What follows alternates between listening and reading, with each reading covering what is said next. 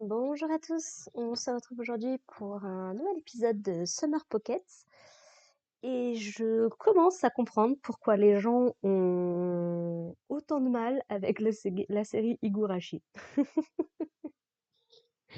Parce que concrètement, Summer Pocket, à l'opposé d'un Clannad, justement, nous fait une Higurashi. C'est-à-dire que clairement, on va expérimenter des petits arcs de personnages et semblerait-il qu'à la fin de chaque arc de personnage, on revienne au début pour entamer un nouvel arc.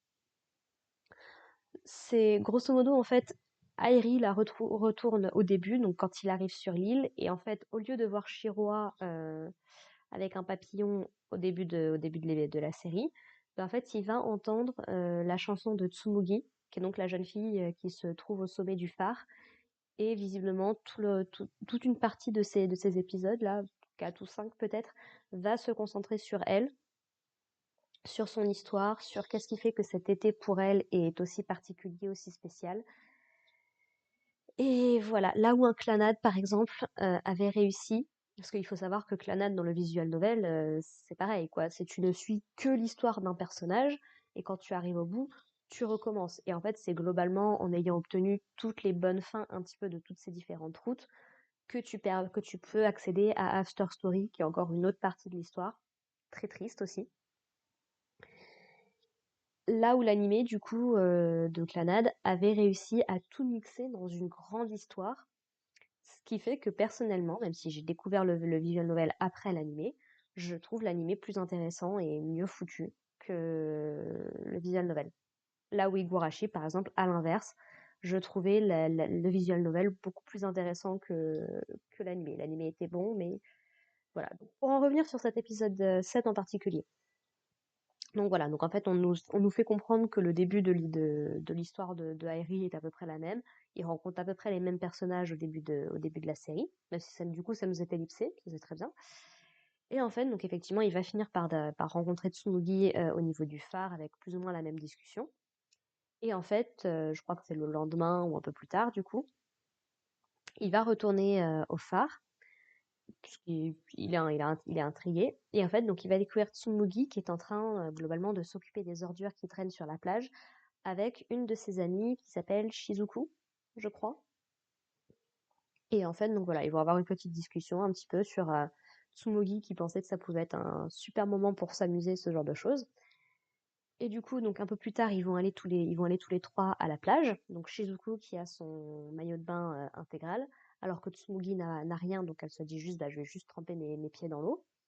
Et Airi, du coup, on revient un petit peu sur cette espèce de peur, ce traumatisme qu'il a par rapport à l'eau, depuis là qu'il a manqué de se noyer avant les vacances d'été. Et en fait, donc, Tsumugi arrive plus ou moins à le persuader de venir au moins tremper ses pieds dans l'eau. Enfin, elle le fait de la façon la plus non conventionnelle, on va dire, puisqu'en fait, elle essaye de le tirer, mais ça ne fait rien, et en fait, elle va finir par tomber à l'eau directement. Donc, elle tombe dans peut-être 2 centimètres, hein, donc elle se noie pas ni quoi que ce soit, contrairement à Kamome pour le coup. Mais voilà, comme il a essayé de l'aider, bah, du coup, il a mis les pieds dans l'eau, et donc c'est déjà un énorme pas qui s'est passé. Donc Tsumugi qui se retrouve complètement trempé à la classique des animés, hein, donc on voit à moitié à travers ses vêtements. Et du coup, voilà, donc Airi qui est un petit peu embarrassé. Ces trois-là, du coup, vont finir par faire une petite soirée pyjama dans le phare, puisqu'apparemment, donc, c'est là où habite Tsumugi. Donc, c'est pas très clair où sont ses parents, quelle est sa situation familiale, ce genre de choses. Surtout qu'on va en reparler, mais la fin de l'épisode tease des trucs un peu bizarres.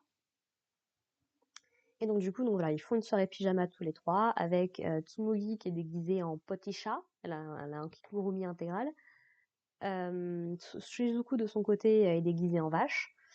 Et en gros, donc on va passer un petit moment avec les deux filles qui veulent que Airi les nourrisse avec des chips à la main en les mettant directement dans leur bouche parce qu'avec leur costume, là, bah, c'est compliqué. Voilà, voilà, passons. On a d'ailleurs Shizuku qui apparemment est très portée sur les poitrines, puisque donc elle fait des sous-entendus là-dessus pendant toute une partie de l'épisode. Donc voilà, c'est du classico-classique, personnellement. Encore une fois, je m'en passerais bien, mais bon. Et donc voilà, donc ils vont passer une petite soirée au phare. Et en gros, donc Tsumugi dit bah, qu'elle est très contente de les avoir tous les deux, qu'elle espère que ça va durer le plus longtemps possible. Et elle leur demande si bah, la prochaine fois qu'ils feront comment dire, une pyjama party comme ça, si elle peut inviter quelqu'un à qui elle tient beaucoup. C'est pas très clair qui est cette personne-là, mais il est pas impossible que ce soit Shiroa. Je dis ça simplement parce que elle décrit comme quelqu'un qui a du mal à se faire de nouveaux amis, et c'est plutôt bien ce qu'on a découvert avec Shiroa dans les épisodes précédents. Donc, sait-on jamais, peut-être que Shiroa va peut-être être le fil conducteur un petit peu de la série, qui fait que même si on découvre des arcs différents et qu'on se concentre sur d'autres personnages, peut-être qu'elle va intervenir sur tous les arcs. On verra bien. Bon, d'après l'opening et l'ending, a priori, elle fait partie des filles principales, des filles qui a vraiment son histoire. Si je me fie en tout cas au modèle Clannad, voilà, je pense que ça va peut-être être ça. Soit ça va être elle, soit ça va être Umi, du coup. Mais on en reparlera de Umi. Et donc, à la fin de l'épisode, du coup, bah, ils doivent tous les deux rentrer parce que bah, on est au petit matin et puis bah, leurs familles vont s'inquiéter s'ils rentrent pas quand même. Et Tsumugi, du coup, elle est super déçue, mais ils se disent, t'inquiète pas, c'est pas grave, on profitera à fond du reste de l'été, t'inquiète pas. Et du coup, donc, Airi va dormir une bonne partie de la journée. Globalement, la nuit est en train de tomber quand on est au crépuscule ou quelque chose comme ça, quand il se réveille. Umi lui dit du coup d'aller mettre ses vêtements au sale, ce qui se rend compte qu'a priori il les a oubliés au phare, donc il retourne au phare pour aller les chercher. Et c'est là bah, qu'il entend en fait et qu'il voit Tsumugi qui est en train de pleurer. Donc il essaye un petit peu de savoir ce qui se passe. Et on découvre qu'apparemment donc Tsumugi n'a plus beaucoup de temps pour profiter de cet été-là. On ne sait pas exactement concrètement ce qui se passe, mais a priori elle doit partir très bientôt dans un lieu qui est très très loin. Donc elle ne pourra plus voir ses amis, plus voir personne, en tout cas de ceux qui sont là. Et avec l'arc qu'on vient d'avoir sur Kamome, bon bah, est-ce qu'elle est mourante? Est-ce qu'elle va juste déménager? Pourquoi est-ce qu'elle doit partir? C'est très très flou à l'heure actuelle si c'est très très grave ou un petit peu moins que ce qu'on pourrait penser. Donc voilà, je reste sur mes gardes maintenant. Encore une fois, j'ai regardé Clannad. On va dire que toutes leurs histoires sont un petit peu tristounes quand même, un petit peu beaucoup. Donc voilà.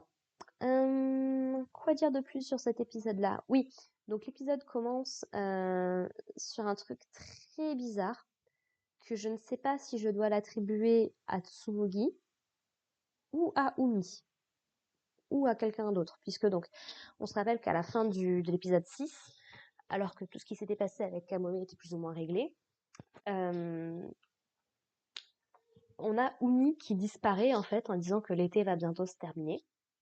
Et là du coup on recommence, si on veut, une nouvelle boucle.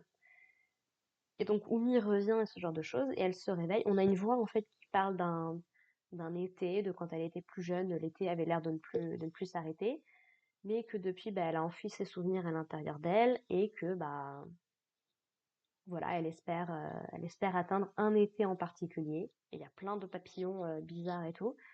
Et Oumi finit par se réveiller. Donc encore une fois, hein, moi je garde en tête le Kadushio dans Clannad, donc on verra bien ce qu'il en est, mais je garde ça pas très très loin. Et puis du coup, oui, l'épisode, j'ai oublié de le dire, l'épisode se termine avec Airi qui promet à Tsumugi, du coup, que bah, vu qu'a priori ils ont plus beaucoup de temps, donc il ne passera pas la nuit comme elle lui a demandé au phare, mais que il lui consacrera tout le reste de son été. Donc, voilà, on arrive vraiment dans un nouvel arc, et donc je suis curieuse de voir où ça va aller, parce que quand tu commences avec un arc comme celui de Kamome, faut être capable que le reste suive, quoi. Donc, voilà, on verra bien. Sur ce, bah écoutez, je vous propose qu'on se retrouve la semaine prochaine pour l'épisode 8. Et puis bah en attendant, portez-vous bien. Allez, bye les gens.